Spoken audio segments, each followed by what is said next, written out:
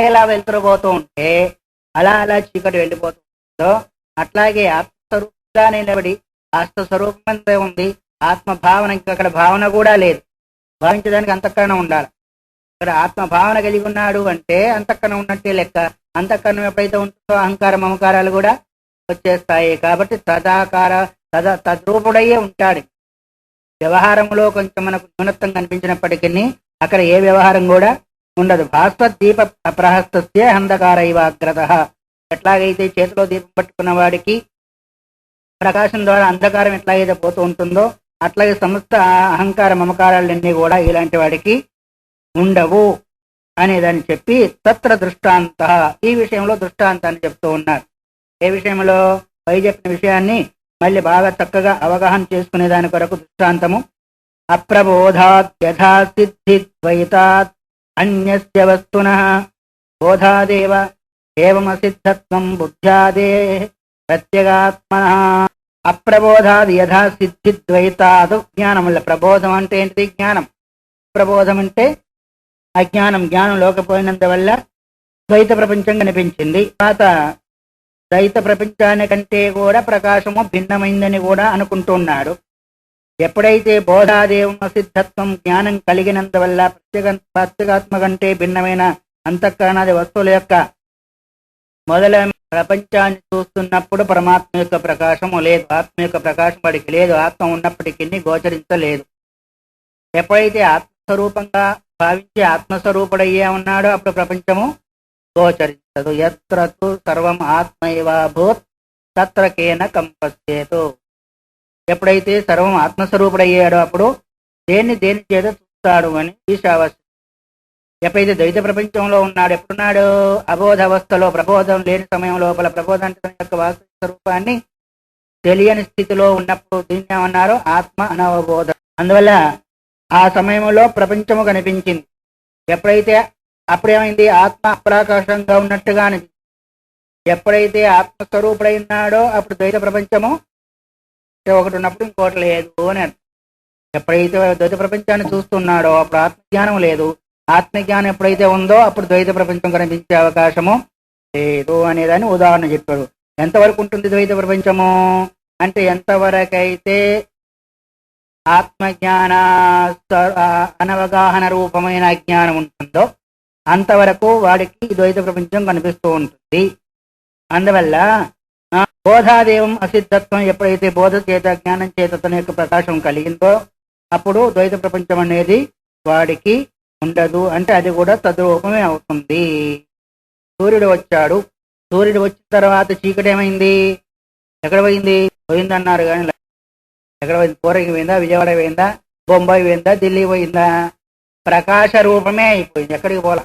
సూర్యుడు ఎప్పుడైతే వచ్చాడో సూర్యప్రకాశములో అది ప్రకాశ రూపమే అయిపోయింది. దానికి లేదు అసలు. చీకటి అంటే అర్థమేమి? ప్రకాశం యొక్క అభావమే చీకటి. ప్రకాశం ఎప్పుడైతే వచ్చిందో అప్పుడు చీకటి కూడా ప్రకాశ స్వరూపమే అయిపోయింది. అట్లాగే ప్రపంచం ఏంటిది? జ్ఞానాభావమే. ఏం జ్ఞానము? స్వరూప జ్ఞానాభావము ప్రపంచం ద్వైత సిద్ధి. ఎప్పుడైతే తన యొక్క జ్ఞానం కలిగిందో జ్ఞానాభావం ద్వారా భాషించిన అవగాహనకు వచ్చిన ద్వైత ప్రపంచం అప్పుడు ఉంటుందా? ఎందుకు? ద్వైత ప్రపంచం గోచరించేదాని కొరకు అజ్ఞానం కారణం. జ్ఞానం ఎప్పుడైతే కలిగిందో అజ్ఞానం ఏమైంది? అజ్ఞానం జ్ఞానస్వరూపమే. అక్కడ జ్ఞానం లేదు. జ్ఞానం పోయింది లేదు, కలిసింది లేదు. జ్ఞానస్వరూపమే. సూర్యుడు రాగానే ఎట్లాగైతే చీకటంతా కూడా ఆ ప్రకాశ స్వరూపమైందో అట్లాగే ఇక్కడ కూడా తాను ఎప్పుడైతే బోధ కలిగిందో అప్పుడు ద్వైత ప్రపంచం అనేది వాడికి లేదు. అందువల్ల స ఏష విద్వాన్ హానోపాదాన శూన్యం ఆత్మానం ఆత్మని పశ్యన్. అలాంటి విద్వాంసుడు. ఎలాంటి విద్వాంసుడు? బాగా ఉపన్యాసం చెప్పే విద్వాంసుడు కాదు. విద్వాంసుడు అంటే ఏంటి? ఇక్కడ విత్ అస్యాస్తి విద్వాన్. విత్ అంటే జ్ఞానము. ఎవరికైతే ఉందో ఏ జ్ఞానము? ఏకత్వ రూపమైన జ్ఞానం. శివ బ్రహ్మైక్యత్వ ఏకత్వ రూపమైన జ్ఞానం ఎవరైతే కలిగి ఉంటాడో అలాంటి విద్వాంసుడికి స్థాన ఉపాదాన శూన్యం ఆత్మానం. స్థానము లేదు, ఉపాదానం లేదు. అంటే వ్యవహార రహితమైన వ్యవహార శూన్యమైన ఆత్మయంతో తాను ఆరూపుడై నిలిచి తన్ను తానే అవగాహన చేసుకుంటూ పశ్చన్ అన్నాడు. పశ్యన్ అంటే చూడబడేది ఆ వస్తువు, అనుభవిస్తూ తనయందు తానే ఉంటూ ఏం చేస్తున్నాడు? సర్వమేవాను జానాతి సర్వమేవ నిషేధతి భేదాత్మలాభో అనుజ్ఞాస్యాన్ నిషేధో అతత్స్వభావతః. అలాంటి వాడు అన్నిటినీ స్వీకరిస్తాడు, అన్నిటినీ నిషేధిస్తాడు. అంటే వాడికి ద్వైత ప్రపంచం యొక్క స్వరూపం యొక్క దర్శనమే ఉండదు. ద్వైత సంబంధమే ఉండదు. ఎప్పుడైతే జ్ఞాన స్వరూపం అయిందో ఇక ద్వైతం అనేది లేదు. దేన్ని స్వీకరించాలా, దేన్ని నిషేధించాలనే భావన కూడా నిస్త్రైగుణ్యే పతివిచరతాం కో విధి కో నిషేధ. త్రైగుణ్య విషయావేద నిస్త్రైగుణ్యో భవార్జున అని భగవద్గీత కూడా. మొత్తం 3 గుణాలతో సంబంధించింది. గుణాశ్రయమైంది ప్రపంచము, గుణాతీతమైంది తన యొక్క స్వరూపము. అప్పుడు ఎప్పుడైతే ప్రకాశ స్వరూపుడై జ్ఞాన స్వరూపుడై ఆత్మస్వరూపుడై తానే ఉన్నాడో అప్పుడు దేన్ని గ్రహిస్తాడు, దేన్ని వదిలిపెడతాడు. గ్రహించవలసింది లేదు, ఎందుకంటే అప్పుడు ఆప్తకాముడు అయిపోయాడు. గ్రహించడం వదిలిపెట్టడం ఎప్పుడవుతుంది? అది కొరత ఉన్నప్పుడే అవుతుంది. కొరత ఎప్పుడు ఉంటుంది అంటే ప్రపంచ భావన ఉన్నంత వరకు కొరత ఉంటుంది. ఒకటి తీసుకున్నాము అంటే కొరత వల్ల, వదిలిపెడుతున్నాము అంటే కొరత అనకపోతే కోరిక వల్ల, లేకపోతే రాగం వల్ల వదిలిపెడుతున్నాము అంటే ద్వేషాత్మకమైనది అజ్ఞాన కార్యమైన ఈ ప్రపంచమంతా. ఎప్పుడైతే జ్ఞానం చేత అజ్ఞాన రాహిత్యం జరిగిందో దాని వల్ల కలిగే రాగము లేదు, ద్వేషము లేదు. అందుకని రాగం వల్ల హానము లేదు, అది ఉపాదానము లేదు. ద్వేషం వల్ల హానము, రాగద్వేషాలు ఎప్పుడైతే లేవో కావలసింది అనేది లేదు, వదిలిపెట్టేది కూడా లేదు. అందువల్ల సర్వమేవానుజానాతి సర్వమేవ నిషేధతి భేదాత్మలాభో అనుజ్ఞాస్యాన్ నిషేధో అతత్స్వభావతః. ఇలాంటిదంతా కూడా ఆత్మ యొక్క స్వభావం ఏంటిది అంటే సమస్త నిషేధింపబడిన తర్వాత మిగిలేదేదో అదే కదా ఆత్మ స్వరూపము. ఆ స్వరూపం అంతా నిలిచిన వాడికి ఇంకా తీసుకునేది లేదు, చేది లేదు అనే విషయాన్ని చెప్పి సర్వస్య ఉక్తత్వాదు ఉపసంహార. ఈ విషయాలన్నీ కూడా ముందు చెప్పబడింది కాబట్టి ఈ విషయాన్ని ఉపసంహారము చేస్తూ పరమార్థాత్మనిష్టం యత్ సర్వ వేదాంత నిశ్చితం తమోపనుధ్యాం జ్ఞానం తదేతత్ కథితం మయా. పరమార్థాత్మనిష్టం అంటే సమస్తమైన ఉపనిషత్తులయందు ఏ అర్థాన్ని అయితే నిశ్చయం చేశారో అంతఃకరణం యందు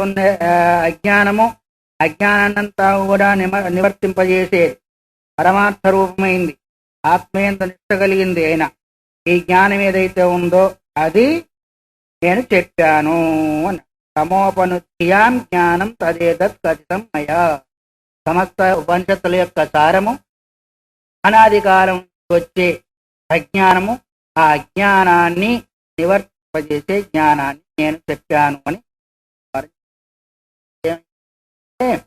అనాది కాలం వచ్చే అజ్ఞానము స్వరూప జ్ఞానం చేత మాత్రమే అది నశిస్తుంది, కానీ ఇంకొక దాని ద్వారా నశించే అవకాశం లేదు.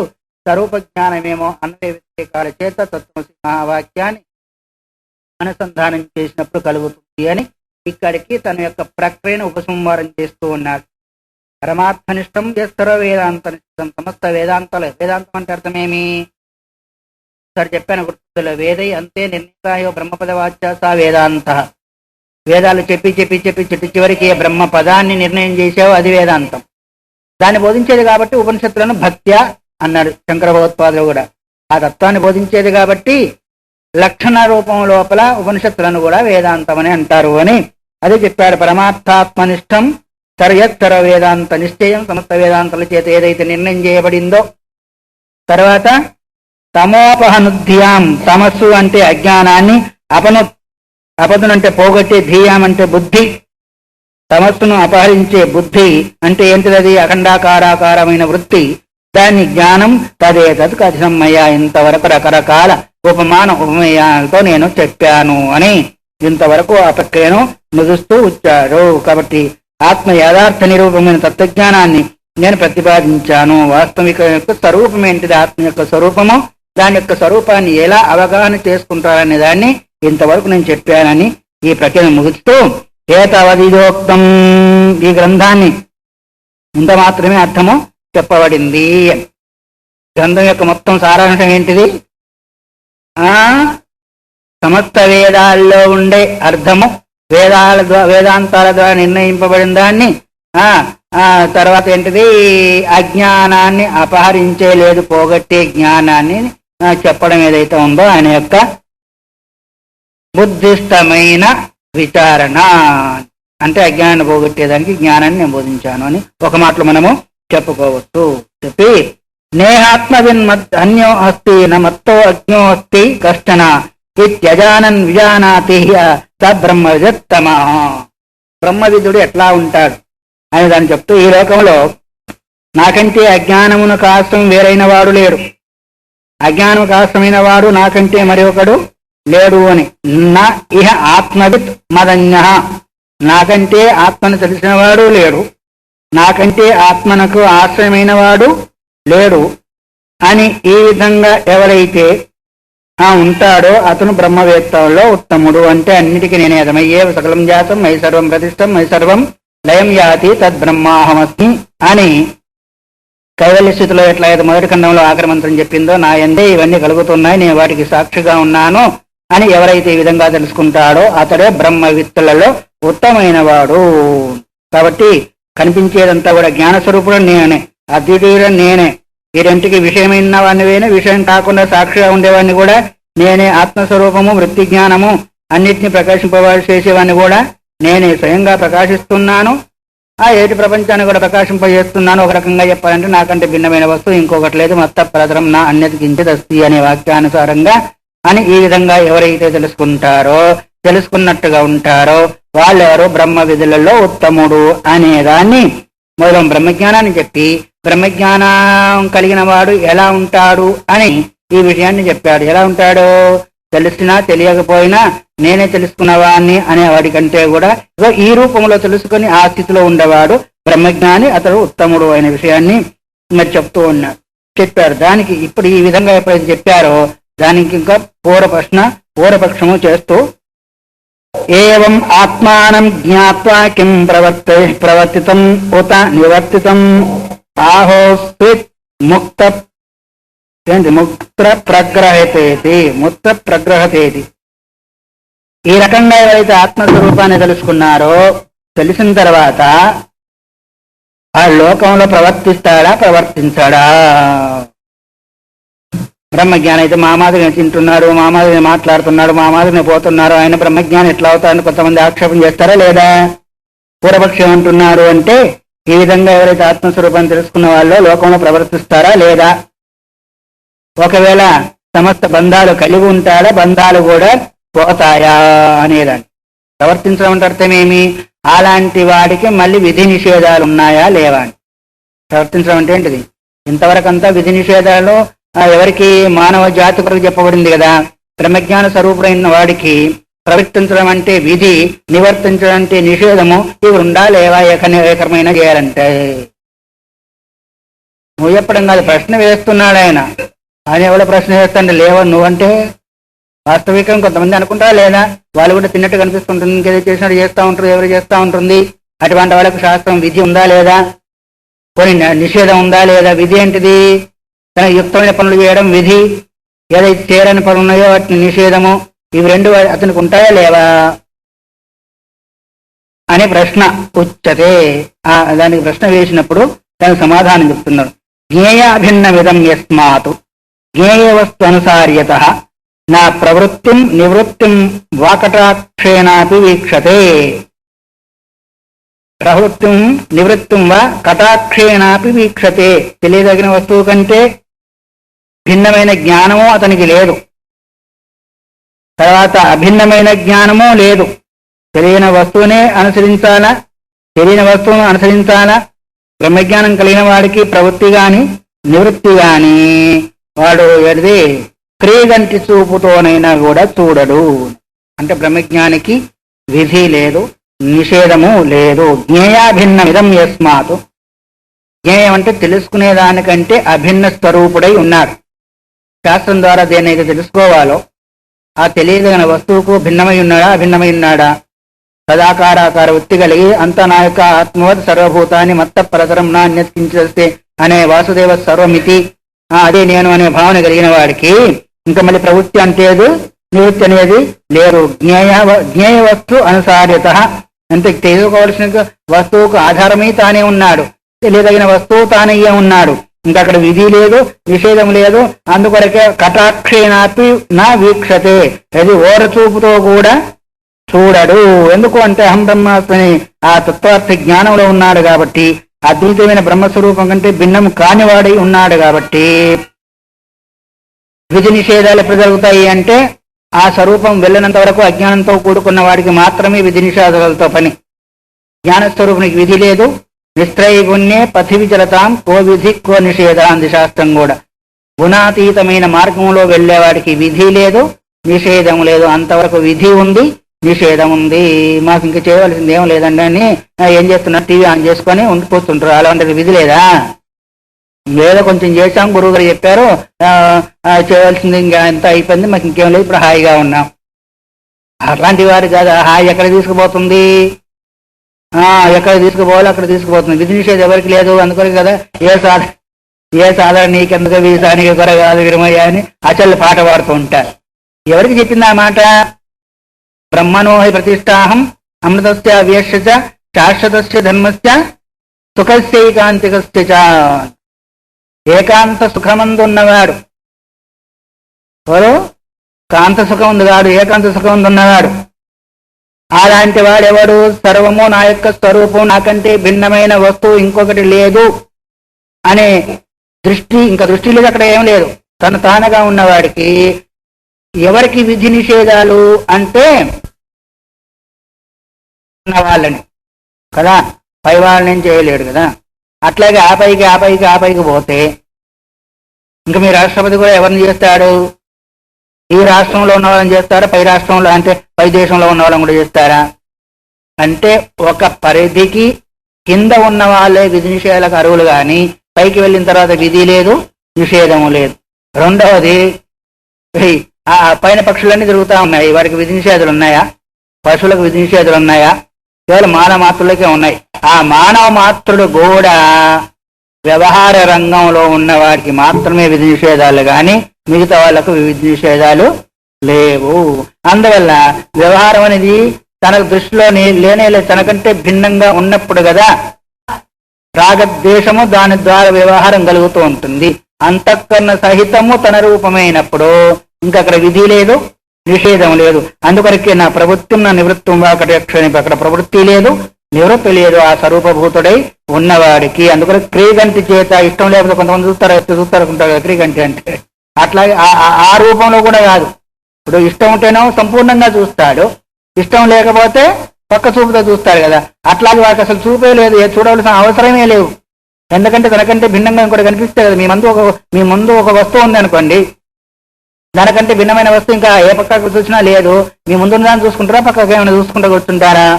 అందువరకు తనకు అంతఃకరణమే లేదు. ఎందుకంటే అంతఃకరణం కూడా తద్రూపమే అయిపోయింది. అంతఃకరణం ఎప్పుడైతే వ్యవహారం చేసే అంతఃకరణమే లేదో ఇంకా వ్యవహారం చేసేది ఎవరు? విధి ఎక్కడిది, నిషేధం ఎక్కడి? విధి నిషేధాలు కొంత పరిధి వరకే తప్ప ఆ పరిధి దాటిన తర్వాత విధి నిషేధాలతో సంబంధం ఉండదు. అందువల్ల ఆ పరిధిని దాటి పోయాడు. ఏంటి కరెక్ట్గానే ఉంది, నడుస్తా ఉంది. ఇప్పుడు ఎక్కడన్నా మనం అందుకొరకు విధి నిషేధాలు కొంత పరిధి వరకే. ఎంత పరిధి వరకు? ఆత్మ సాక్షాత్కారం వరకే. ఆ తర్వాత విధి లేదు. అయితే కొంతమంది అది కలగక ముందే మాకు కలిగింది అని వదిలిపెట్టే వాళ్ళు కూడా ఉన్నారు. వాళ్ళ సంగతి ఏంటిది? కొంతమంది కలగక ముందే మాకు కలిగిందో, మాకు జ్యోతి స్వరూపం కలిగింది, అది కలిగింది, ఇదిగింది, సమాధి స్థితి పొందాము, ఇంకా మాకు ఏం చేయవలసిన అవసరం లేదు అన్నారు. అలాంటి వాళ్ళను తెలుసుకునేది ఎట్లా? స్థితప్రజ్ఞ లక్షణాలను కూర్చుకుంటే అప్పుడు తెలియబడతాడు.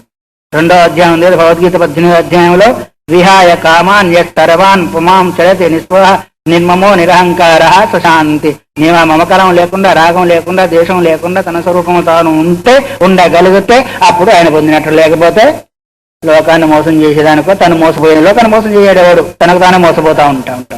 ఎందుకంటే ఆ వాక్యాల చేత తనకు తాను మోసపోతున్నాడే కానీ లోకాన్ని ఎప్పుడు కూడా మోసం చేయలేదు. కాకపోతే 4 డబ్బులకు దానికి దీనికి పోతారేమో కానీ అసలు మోసము వాళ్ళకే జరుగుతుంటుంది. కాబట్టి వాడి యొక్క స్థితిని ఇదమిత్తమని చెప్పే అవకాశం ఉండదు. ఆయన లోకం ఆయనదే ఉంటూ ఉంటుంది. అతన్ని ఎవరు గ్రహించేది? ఎందుకంటే ఆ స్టేజ్కి పోతే కదా గ్రహించే అవకాశం ఉంటుంది. కానీ ఈ మధ్యలో చెప్పే వాళ్ళు ఎవరైతే ఉన్నారో వాళ్ళని తెలుసుకోవాలంటే మనకు శాస్త్ర వాక్యాలు ఏదంటారే, బంగారాన్ని తెలుసుకునే దానికి ఎట్లా అయితే మనం గీటురాయితో గీసి తెలుసుకుంటున్నామో అట్లాగే 18 శ్లోకాలతో కూడుకున్న స్థిత ప్రజ్ఞ లక్షణాలు తస్య కార్యం న విద్యతే భగవద్గీత కూడా చెప్పింది మనకు. ఎవరికి ఆ స్థితికి వెళ్ళిన తర్వాత కార్యం విధి కార్యం ఉండదు, నిషేధ కార్యం కూడా ఉండదు అని చెప్పి ఆ విషయాన్ని గుర్తు చేసి కథ ఏతత్ జ్ఞేయ అభిన్నమితి, తెలుసుకునేదానికి అభిన్నమని ఎట్లా అడిగామని పూర్వపక్షం. అభిన్నము జ్ఞేయ కంటే అభిన్నమని ఎలా చెప్పగలిగావు, దానికి హేతు ఏంటిది, కారణం ఏంటిది అని ఒకవేళ అడుగుతామేమో. యతః ప్రాగాత్మ బోధోయం బాహ్య వస్తూపసర్జన ప్రబస్థాఖిల సంసార ఆత్మైకాలంబన శృతే. ఆత్మజ్ఞానము కలగక ముందు, ఆత్మ సాక్షాత్కారం కలగక ముందు బాహ్య పదార్థాలతో సంబంధం కలిగి ఉంటాడు. ఎప్పుడైతే అది కలిగిందో, ఏంటి కలిగింది? ఆత్మజ్ఞానం కలిగినందువల్ల ఏమైంది? సమస్త సంసారానికి కారణభూతమైన అజ్ఞానం నశించినందువల్ల సమస్త సంసారం కూడా పోయింది. కాబట్టి సంసారము గల ఆ దశయందు కూడా ఆత్మస్వరూపాన్ని ఎప్పుడైతే అవలంబించి ఉన్నాడో, ఆత్మజ్ఞానం కలగకముందు సమస్త వ్యవహారాలు జరిగినాయి. ఎప్పుడైతే తానుగా ఉన్నాడో, తనకంటే భిన్నం ఇంకొకటి లేదో, ఆనోపాదానం అనేది అలాంటి వాడికి రాదు. ఎందుకు రాదంటే తనకు పొందవలసింది లేదు, ఇంకా పొందరాంది. ఎల్లబ్ధ్వా చాపరం లాభం మన్యతే నాధికం తదా యస్మిన్ స్థితేన దుఃఖేన గురునాపి విచాల్యతే.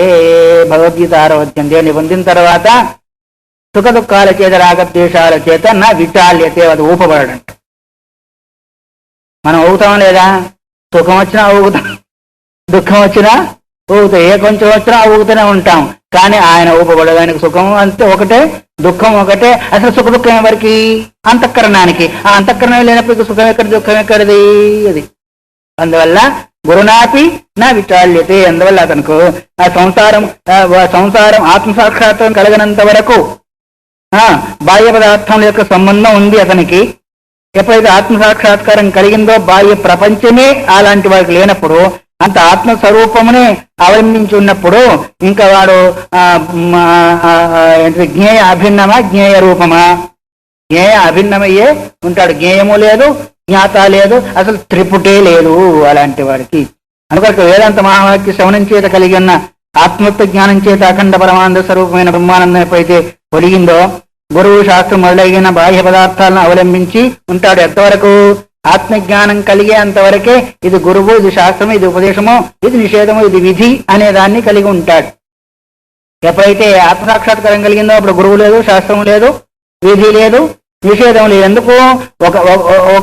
ఒక స్థితికి వెళ్ళేంత వరకే మనం ఒక వస్తువులను వాడుకుంటున్నాం, పరికరాలను వాడుకుంటున్నాం. స్థితికి వెళ్ళి అక్కడికి వెళ్ళిన తర్వాత ఎట్లయితే పరికరాన్ని బయటనే ఉంటున్నాయో, అట్లాగే గురువు గాని, శాస్త్రం గాని, ఇంకోటి గాని బాహ్య విషయాలయందు ఆసక్తి ఉన్నంత వరకు, ఆత్మ అనవబోధ రూపంలో ఉన్నంత వరకు మాత్రమే, ఆత్మబోధ కలిగిన తర్వాత మాత్రము వాటితో సంబంధము లేదు. అవి కూడా తన రూపమయ్యే ఉన్నది. అందుకో ఎత్తచ అన్యదివస్యాత్ తత్ర అన్య ఎప్పుడు ఎంతవరకైతే నేను వేరు, అది వేరు అనుకుంటున్నాడో, దాన్ని వేరుగా చూస్తున్నాడు, తాను వేరుగా అయి ఉంటున్నాడు.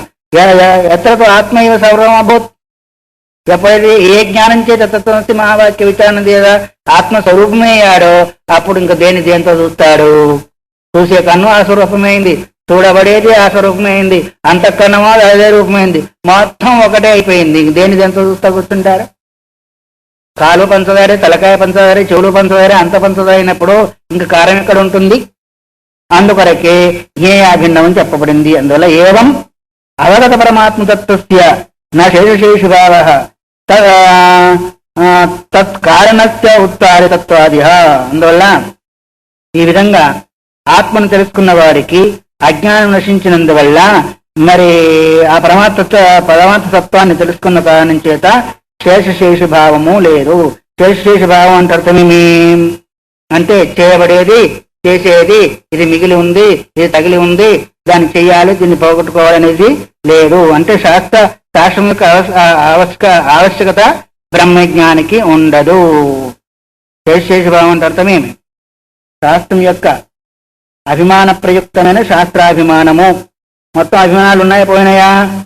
అజ్ఞానం తత్వజ్ఞానం చేత ఎప్పుడైతే నశించిపోయిందో అభిమానం కూడా పోయింది. ఏ అభిమానము? దేహాభిమానం ఎప్పుడైతే పోయిందో అప్పుడు శాస్త్రాభిమానం పోయింది. ఇంకా మిగిలిందే ఉంది?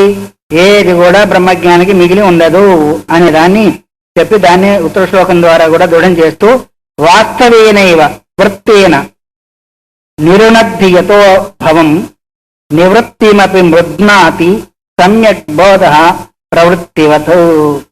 తత్వజ్ఞానము వస్తు స్వభావం చేతనే వాస్తవేనైవ వృత్తేన నిరుణద్ధి యతో భవం. భవం అంటే పుట్టుక. వాస్తవ స్వరూప జ్ఞానం చేతనే జనమన ప్రవాహ రూపమైన సంసారాన్ని అది నివర్తిస్తుంది, అంటే నశింపజేస్తుంది. జనమన ప్రవాహం నివర్తించడం ఏంటిది? జనమన ప్రవాహానికి బీజభూతమైన అజ్ఞానం ఎప్పుడైతే తత్వజ్ఞానం చేత నశించిందో అప్పుడు నివృత్తిమపి ముద్నాతి, ఆ కారణం చేతనే ప్రవృత్తి వల్ల నివృత్తిని కూడా పోగొడుతూ ఉంటుంది. ఇంకా ఎప్పుడైతే ప్రవృత్తి పోయింది, శాస్త్ర ప్రవృత్తి పోయింది, శాస్త్రం ద్వారా చేయబడే నివృత్తి కూడా పోయింది. అంటే ఒకటి పోయి ఒకటి ఉంటుందా ఏంటి?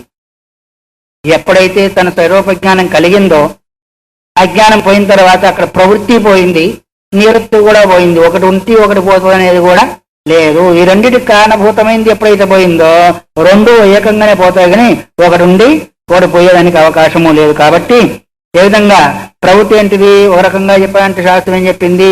ఆహార సంధ్యా ఉపాసయిత సర్గ కామో యజేత వగవగరంతో ప్రవృత్తిని కలిగజేసింది. మా హింస సర్వభూతాన్ని అని సమస్త ప్రాణులను హింసించకూడదని నిషేధ రూపం కూడా చెప్పబడింది.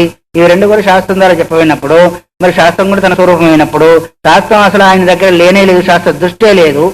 ఎందుకంటే ఒకటే చక్షువు, జ్ఞాన చక్షువై ఉన్నాడు ఆయన. ఇంకా అటువంటిప్పుడు ఎట్లయితే ప్రవృత్తి నిషేధింపబడిందో నివృత్తి కూడా నిషేధింపబడింది. అందువల్ల నివృత్తి మతి ముద్నాతి సమ్యక్ బోధ అన్న. సమ్యక్ బోధ అంటే దృఢ అపరోక్ష జ్ఞానం. ఒక రకంగా చెప్పాలంటే దృఢ అపరోక్ష జ్ఞానము రెండింటిని కూడా నివృత్తింపజేస్తుంది. అలాంటి వాడికి ఇంకా ప్రవృత్తి లేదు, నివృత్తి లేదు. మరి పూర్వాభ్యాసం చేత పూర్వ సంస్కారం చేత ఏదైతే ఉందో అది కూడా మొత్తం ఏమున్నాయి అవన్నీ కూడా పోయిన. ధర్మము లేదు, అధర్మము లేదు, ఏది కూడా ఉండదు. ఆయనకు అసలు ఇంకా వ్యవహారం అనేది కూడా ఉండదు అనేదాన్ని దీన్ని నివృత్తి చేశారు. ఒకవేళ ఉంది అంటే చూసే వాళ్ళకి కనిపించింది అంటే దానివల్ల అతడు బద్ధుడు కాదు. ఎలా అంటే లేశ ప్రారంభం అంటారే, స్విచ్ ఆఫ్ చేశాము కానీ తిరుగుతుందా? అవుతుందా? స్విచ్ ఆఫ్ చేశాం కదా, ఎందుకు తిరగాల? వేగం ఉంది కదా, ఆ వేగాన్ని తిరుగుతుంది. అందుకొరకు బ్రహ్మజ్ఞానం కలిగినప్పటికీ ప్రారబ్ధ వేగం అన్న ఒకటి ఉంటుంది కాబట్టి ఆ వేగం వల్ల కొంచెం చేసినట్టుగా కనిపిస్తుంది, అది ఆయన బంధించదు. ఒకవేళ జ్ఞానం కలిగిన తర్వాత కానీ మీరు చేయవలసింది ఏం లేదు కదా, ఎందుకు చేస్తున్నా అంటే ఏదో చేస్తున్నాడు. మరి తిన్నట్టు కనిపిస్తుందా లేదా? చేసినట్టు చూసినట్టు కనిపిస్తుందా లేదా? మరి బ్రహ్మజ్ఞానికి శరీరం లేనప్పుడు ఎందుకు చేస్తున్నా అంటే ఆయన దృష్టిలో తినడం లేదు, చేయడం లేదు. మన దృష్టికి ఉంది, అవి అది లేదు. దాన్ని ఏమంటారంటే ప్రారబ్ధ వేగము అంటారు. అందుకొరకు తత్వదాత్మ ప్రసూత్యైవ